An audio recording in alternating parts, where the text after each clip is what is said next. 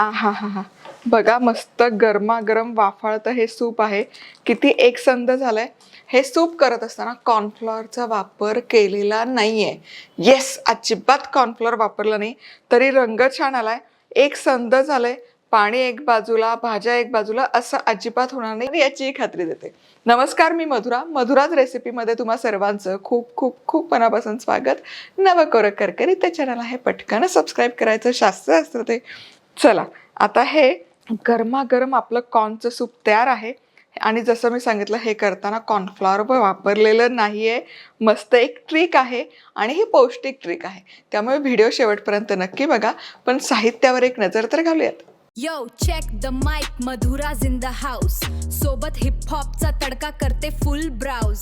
फोफो फोडणीचा सुगंध, मसाल्यांचा फ्लो. प्रत्येक recipe hit, the whole world should know. Madhura's recipe, महाराष्ट्राची अस्सल चव. चला, आता रेसिपी सुरू करूयात. तर सगळ्यात आधी इथे पाणी उकळायला ठेवलं. यामध्ये हा मका घालूयात आणि मका इथे फक्त 5 मिनिटं उकळून घ्यायचा, मोठ्या आचेवर बॉईल करून घ्यायचं.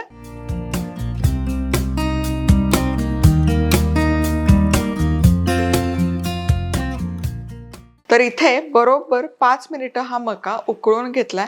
आता हा छान बॉईल झालाय कसं कळणार, तर याचे मक्याचे दाणे ना वर तरंगतात आणि छान असे टपोरे होतात. आता गॅस बंद करते आणि यातलं पाणी आहे ना पूर्ण काढून घ्यायचं.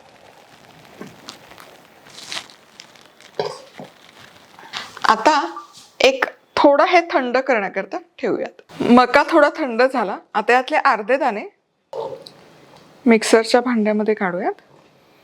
यामध्येच लसूण, हिरवी मिरची आणि हे बेसनचं पीठ आपण घेतलंय हे लावूयात. झाकण लावायचं आणि मिक्सरला हे बारीक करून घेऊयात.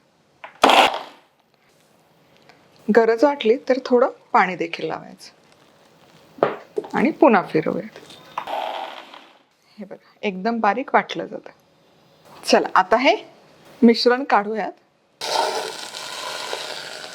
यामध्ये पाणी घालायचं. आता भाज्या, ज्यामध्ये ढोबळी मिरची, गाजर, फरसबी, मीठ, मिरपूड पण घालूयात आणि हे उरलेले मक्याचे दाणे देखील घालूयात. तर हे मिसळायचं. वाह, आणखी पाणी वाढवते. यामध्ये थोडे चिली फ्लेक्स देखील घालते. आता हे मिसळायचं. वाह, किमान 10 मिनिटं तरी हे सूप आता शिजवायला ठेवायचं, म्हणजे भाज्या पण छान बॉईल होतील, त्याचा अर्क उतरेल या सूपमध्ये आणि चव छान लागेल. आता कॉर्नफ्लॉवर आहे ना अनहेल्दी असतो, त्याला पर्याय म्हणून मी इथे बेसन वापरले. बेसन वापरल्यामुळे सूपचा रंगही बदलत नाही. याच्याऐवजी तुम्ही नाचणीचं पीठ वापरलं तरी चालेल, त्याचा घोळ करून टाका. ज्वारीचं पीठ, त्याचा घोळ करून टाकला तरी चालेल. पण त्यातल्या त्यात जरा बेसनची चवही बदलत नाही, चवही उतरत नाही आणि कॉर्न सूपला मेन रंग जो लागतो तो परफेक्ट येतो, म्हणून मी इथे बेसन वापरलं. तुम्हाला हौस असेल कॉर्नफ्लॉवर वापरायची, कॉर्नफ्लॉवर वापरा, काही हरकत नाही. चला, सूप इथे 10 मिनिटं बरोबर उकळून घेतले, बॉईल केलंय. आता तुम्हाला प्रश्न पडलेला असणार की बेसनाची चव यामध्ये उतरणार नाही का? अगदी नावाला चमचाभर आपण एक मोठा चमचा बेसन घातलंय, त्याने सूपला दाटसरपणा येतो.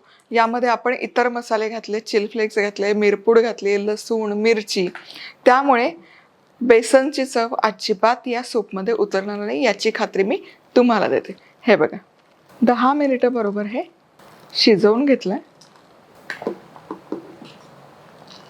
भाज्या छान शिजल्यात आणि सूपला या एकसंधपणा पण परफेक्ट आलाय. भाज्या एकीकडे, पाणी दुसरीकडे, असं अजिबात झालं नाही आणि पिठल्यासारखं होणार नाही याची पण मी तुम्हाला खात्री देते. हे बघा, कमाल दिसतंय. म्हणजे हे अगदी पौष्टिक सूप असं म्हटलं तरी काही हरकत नाही, कारण बेसनमध्ये प्रोटीन असतं. वेट लॉस करत असाल ना तर सूपला थिकनर म्हणून बेसन वापरून बघा. मी खरंच सांगते, इट वर्क्स रिअली वेल. चला तर मग पुन्हा भेटूयात अशाच मस्त रेसिपीसोबत. तोवर मस्त राहा, खुश राहा, आनंदी राहा, सगळ्यात महत्त्वाचं खात राहा.